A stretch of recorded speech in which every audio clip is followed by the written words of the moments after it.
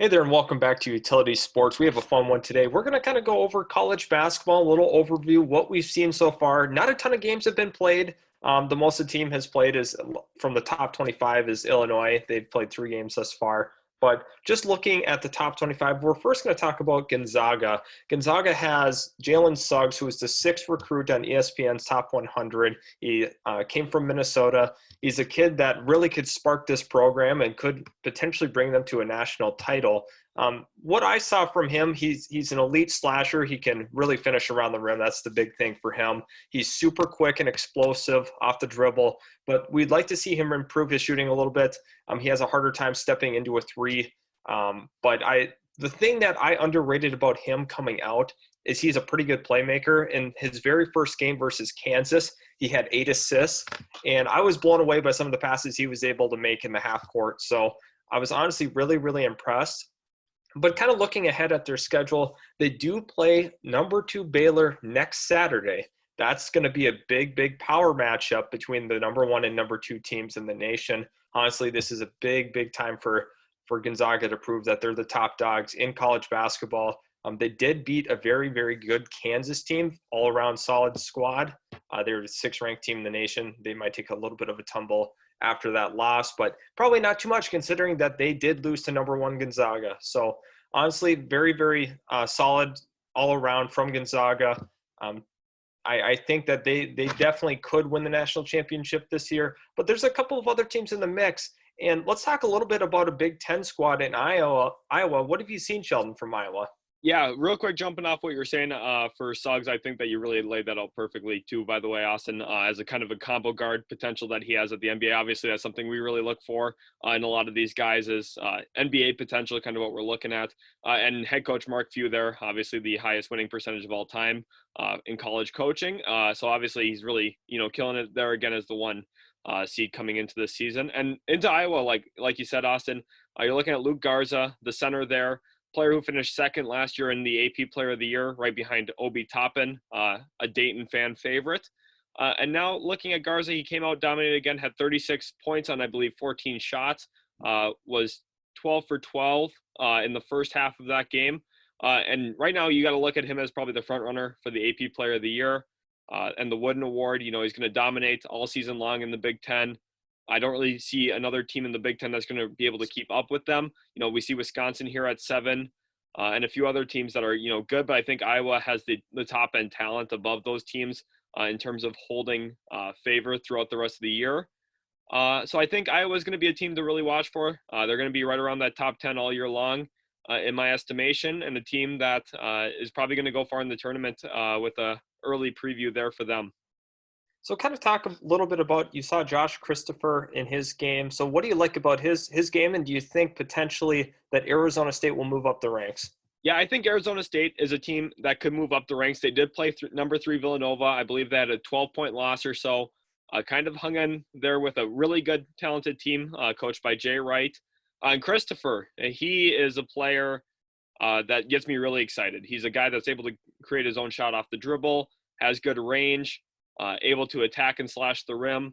Obviously, wearing that number 13 there in Arizona State, they unretired James Harden's number for him this year. So that's the kind of player we're talking about, a player that is one of their top recruits that they've gotten in a long time, and a player that's going to kind of shape Arizona State's potential this year, moving throughout the season. And I'm really excited to watch more of him. He's a guy that's able to manipulate the pick and roll a little bit as a scorer. Needs to grow as a playmaker yet, especially when we're considering his NBA potential. But he's going to score a lot this year for Arizona State. I'm really excited for him.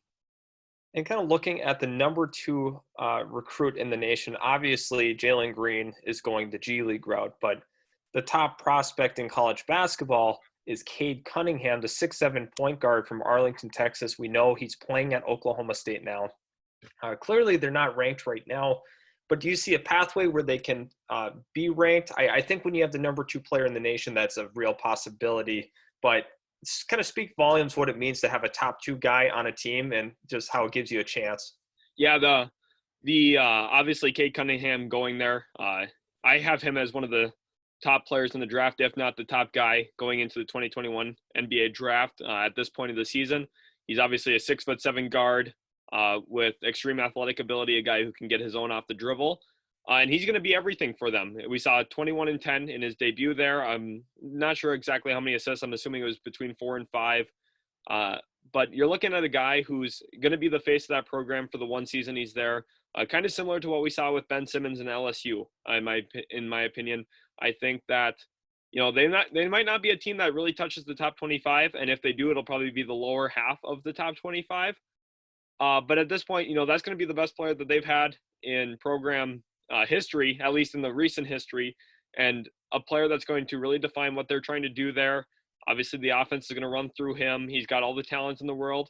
And he's a guy, kind of like what John Morant did for Murray State, gives you a shot. You might not necessarily be the best team all around. You don't really have a lot of high-end recruits, but getting that top guy and someone you can run your offense through is everything you need in order to, compete at this level. And I think Cade Cunningham really gives them the shot to do that.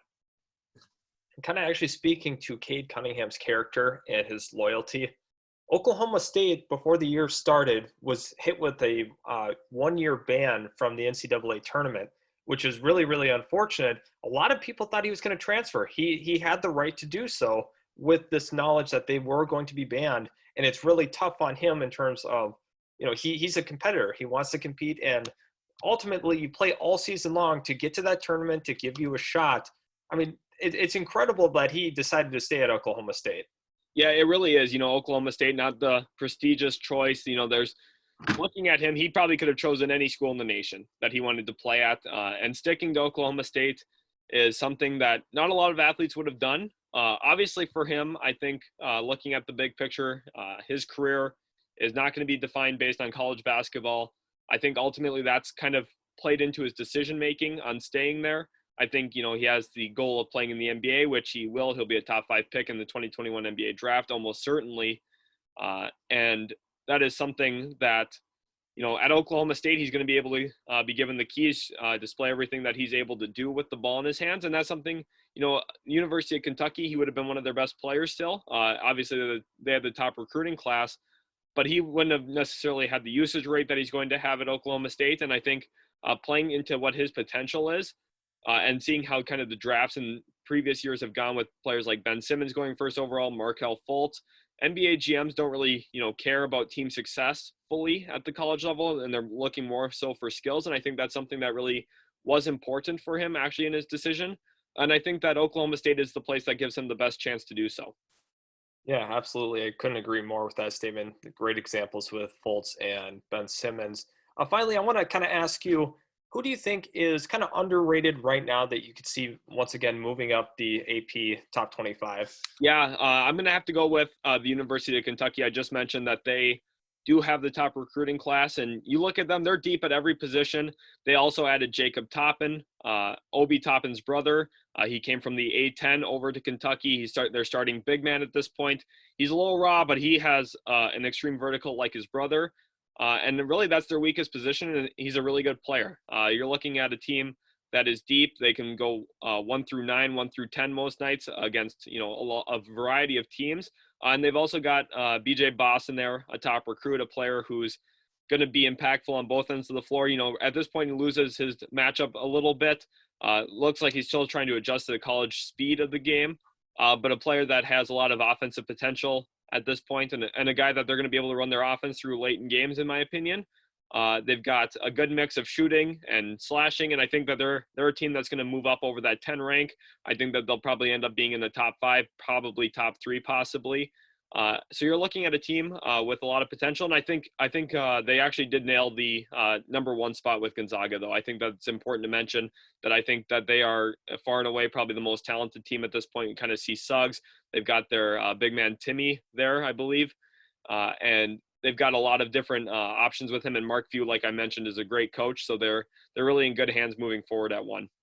Yeah, absolutely. Hey, thanks everybody for watching. Please subscribe to this channel. If you do love college basketball, we will provide more videos for you. Also, like this video. It's really important to us to see that you do like the content that we are putting out. And we hope you guys have a great rest of your week. And we cannot wait for that Saturday matchup, Gonzaga and Baylor.